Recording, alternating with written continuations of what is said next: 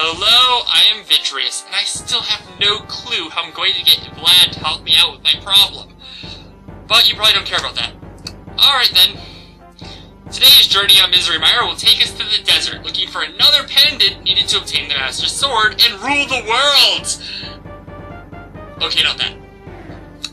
But it is supposedly the only thing capable of defeating the Wizard Aghanim. So, first thing we're going to need to do is go to a library. Okay, let's go.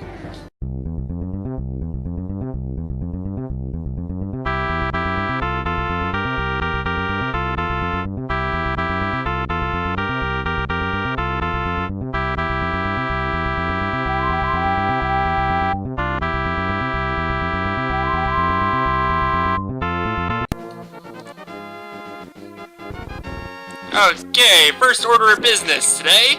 We have to go see Shrahala, the old man, to pick up the Pegasus boots.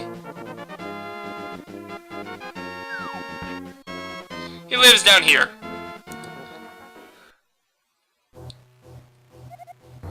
You're correct, young man. I am oh my god, that name's a nightmare. The village elder and the descendant of the 7 wise men. What? Derpy? I am I am such a jerk. I'm surprised the young go on. Man like you is looking for the sword of evil's bane. And now we get a nice story of the tales of Hyrule. Down by the Hylia, only the hero was destroyed 3 great evils, and one the 3 pendants can wield the sword. If you have acquired the Pendant of Courage, I will tell you about the legend behind it. Luckily, I got that from last time. 3 or 4 generations ago, an order of knights protected the royalty of Hylia. These knights of Hyrule were also guardians of the Pendant of Courage. Unfortunately, most of them were destroyed in the great war against the evil that took place when the 7 wise men created the seal. Among the descendants of the knights of Hyrule, a hero must appear. I see, Derpy. I believe you should get the remaining pendants, and carry with you this treasure passed down by the families of the wise men. Yada yada. You can tell I'm reading this after playing this. Gives you the Pegasus shoes, you can now charge. Helpful item is hidden in the cave east side of Lake Hylia. That is hinting to getting the ice rod.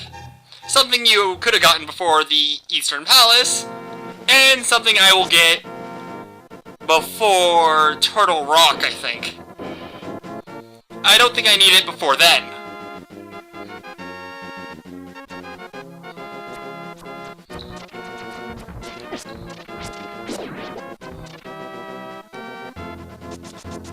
I probably should care more about not charging, but if I didn't run, this game would take forever. Okay, we need 2 more things. And I'm going the wrong way already.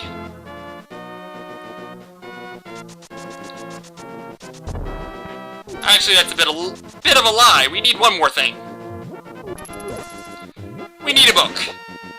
So, we have to go to a library.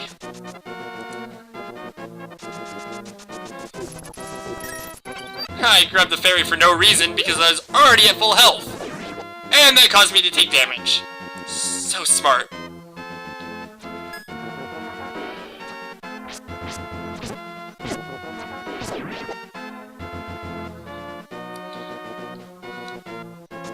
Alright, we're almost there.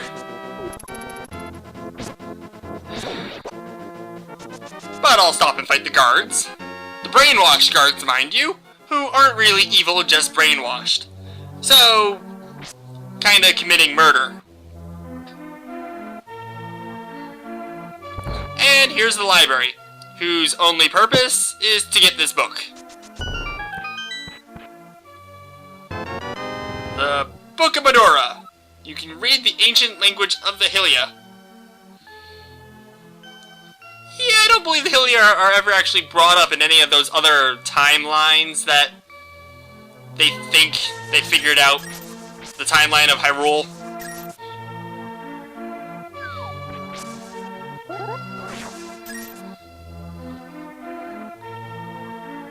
Either way, let's get heading to the Desert Palace.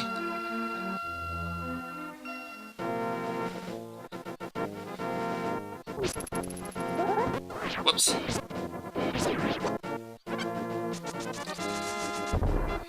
Yeah, sometimes if you, charge at the trees, they'll drop bombs for you. Bombs, fairies, or bees. Or nothing!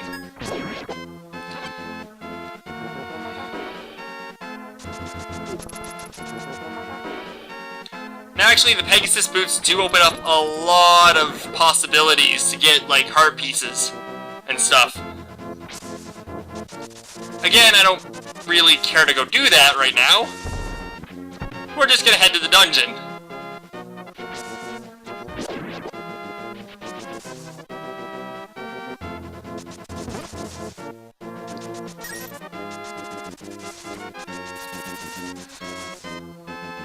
Come on, we're almost there.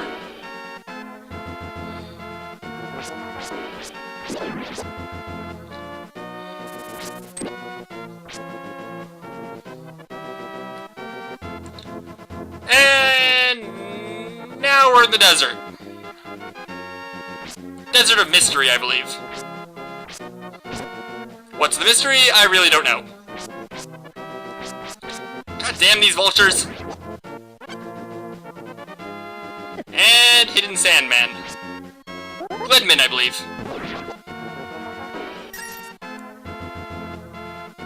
They could sort of be a pain, but we're already there. To the dungeon with the Octorok statues. Oh, come on, that clearly says make a wish and we'll move the statues. To open the way to go forward, make a wish, and yeah, I was close.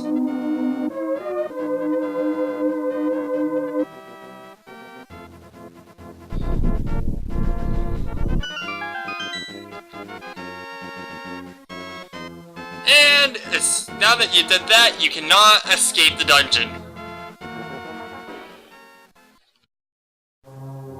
Alright, now that we are in the Desert Palace, it's time to find the Power Glove! Hahaha, I don't remember why I never used this thing. Oh, that's right, it tried to kill me before. Oh god! Oh god! Here's the video!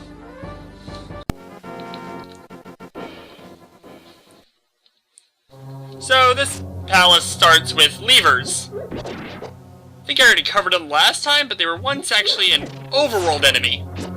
Actually, I think this might be the only time they're used in dungeons.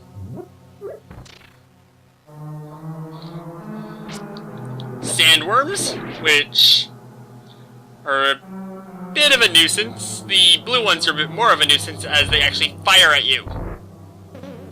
A lot of this dungeon is not needed. Never failed to find all the treasures in each dungeon. But if I did that, that wouldn't be much of a challenge.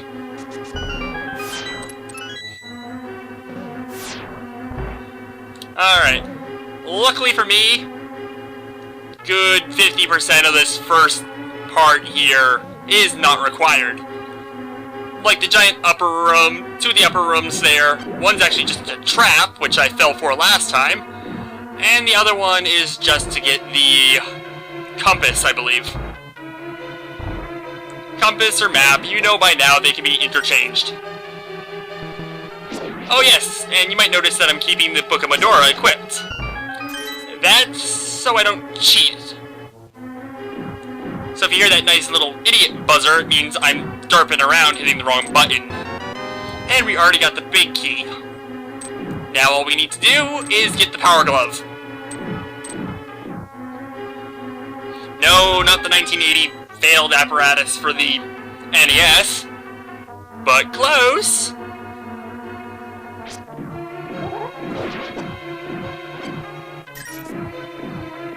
I like how you can still hear the marble shooters in that room.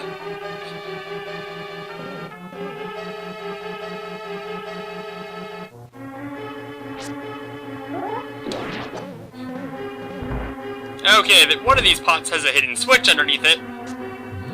But pots do not hide you from the Beamos' eye. Oh, there it is. And we're into this room. And we get the Power Glove. You can feel strength in both hands. You can pick up and carry stones now. That both hands line is very interesting. I was reading online, somebody was posting how the Power Glove and its other component, the Titan Mitt, they shouldn't work.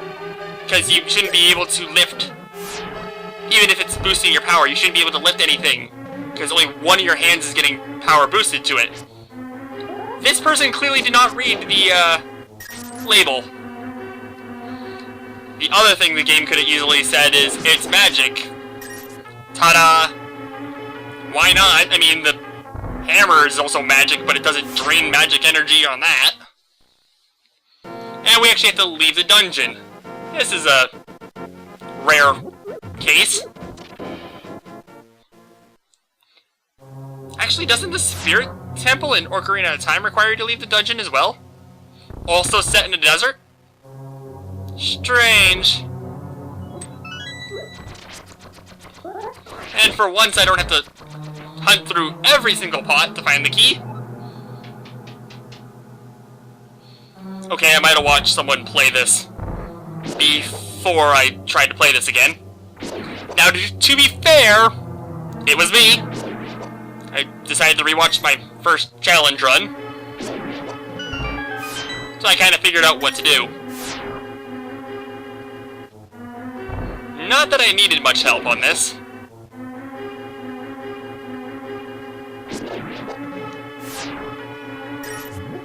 There's the key. And we're into another room with bloody tiles. But again, I know where I'm going. Next time we won't be so lucky, well, I won't be so lucky, as I'll actually need to fight the tiles. We actually need the bow and arrow out for this one, to kill another red Igor. I'm gonna say something stupid, because it's gonna prove to be false later. That, I think, is the last red Igor in this game. But with my luck, there's gonna be another one. Probably in Ganon's Tower. So by the time you forget that I said this, there'll be another one. And now for the boss of the dungeon. The Graboids. Or Lamelas, actually, as they're called in this game. Maybe because Kevin Bacon's not fighting them, they went with a different name.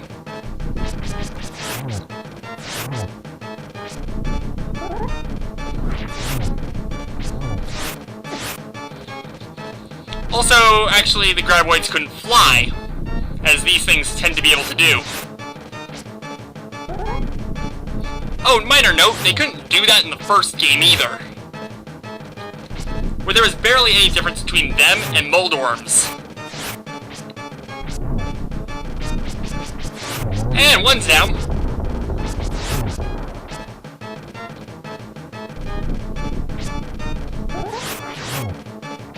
And there goes number 2. The only difference with the whole boss formation in this one is it'll shoot out 8 rocks instead of 4, like the other 2 did as soon as it's left alone. That just means you have to be careful where you stand.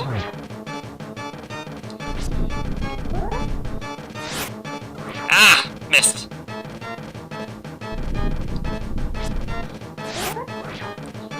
If he was going towards me, that would have been better.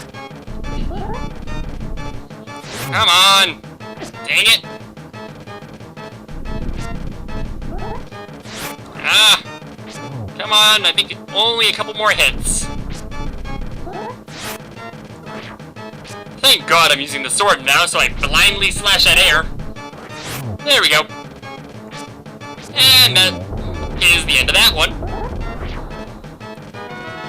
With that, I gain another heart, bringing me up to 5, and the Pendant of Power. Yeah, you already went over the whole color thing last time I played this game. And I assume you're all watching that along with this.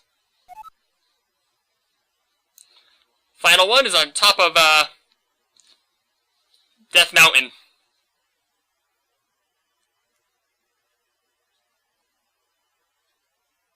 I have no clue what I was looking for here.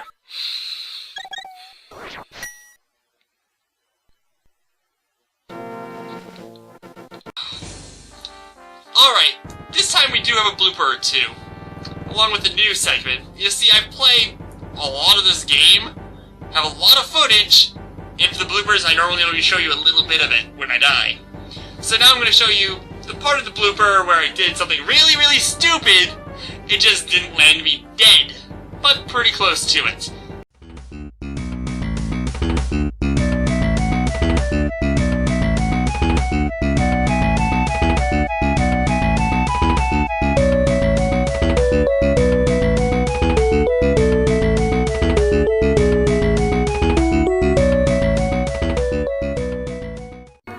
God, I forget how annoying that beeping can be. If only there was a way to turn it off.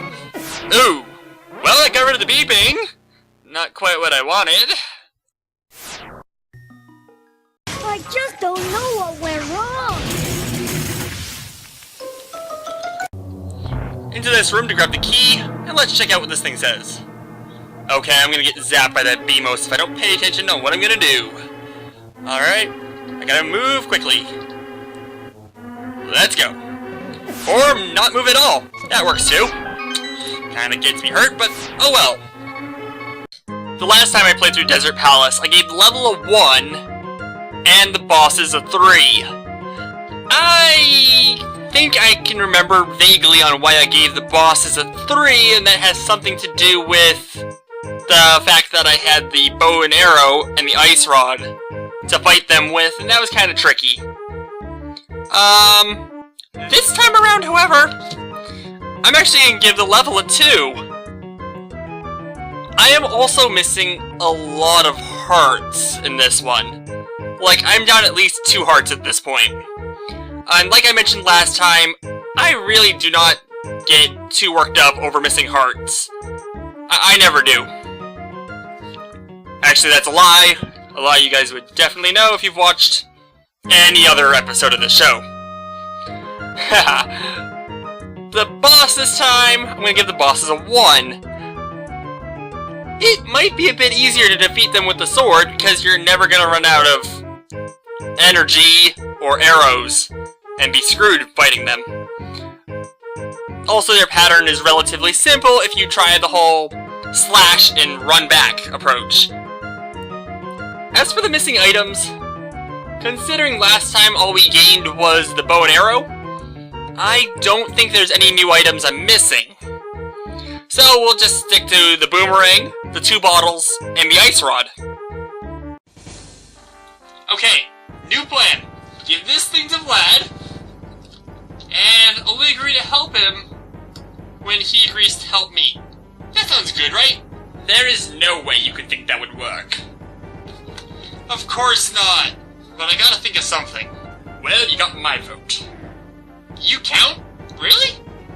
Yeah, Oddball used me to get a couple other rules changed before, so yeah, Robot Masters count. Why are you helping me? Not that I want to question your motives, but I'm curious. That jerk Wily knows how to make me waterproof. The family builds their Robot Masters with specific design flaws so that one Robot Master can't be all-powerful. But Starman, what about Quickman? Quickman is the reason they do this. Yep, that explains a lot. And it makes sense in 20XX, where they make Robot Masters in batches of 8. But here, it doesn't make sense that he won't help me. So you're doing this to spite Dr. Wily? Okay, so do you have a plan? Yes, one that I know will at least help. Awesome, let's go get Vlad. I think we should wait for next time. Ugh, there's no reason to do that. But fine. Here's a preview of Tower of Hera.